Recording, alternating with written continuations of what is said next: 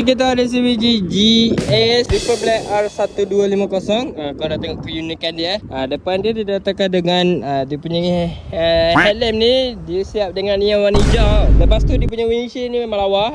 Dia black kena dengan motor lah.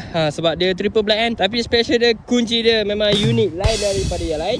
Lepas tu okay, contoh kalau korang beli motor ini, korang akan dapat dia punya spotlight. Dia punya spotlight korang dapat. Lepas tu dia punya tapak intik pun bukan tapak intik, itu dia punya cover untuk tongkat tu pun ini pun dia dapat. Siap sekali. Lepas tu box memang kiri kanan atas bawah, kiri kanan atas kita bagi full set box.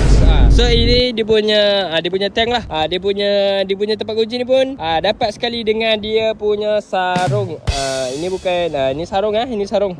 So memang menjaga dan dijaga. Okey, selain itu korang juga akan dapat kali dengan side mirror daripada BMW Motorrad. Ini CNC Kalau korang boleh tengok CNC tu apa? Inilah. Ini adalah CNC. Lepas tu handguard juga. Korang akan dapat juga handguard kiri dan kanan. So inilah dia. Jom kita start dengar bunyi dia dulu. Alright, ini adalah GS bukan GSA. Ini GS. So untuk yang beginner untuk nak main touring, GS ini amat sesuai dengan korang. Sebab apa? Sebab dia kecil sahaja. Dia kecil, ringan dan mudah di handle. Dia punya suspension pun memang sedap. Memang lembut. Saya enjek tu macam naik buaya dah. So dari segi comfort tu memang terbaik, memang A lah. Selain daripada itu, korang juga akan dapat motor punya untuk protect engine lah. Untuk protect engine dia dah sekali bagi dengan engine dengan crash bar, engine guard. So inilah bunyi dia. Jom kita dengarkan.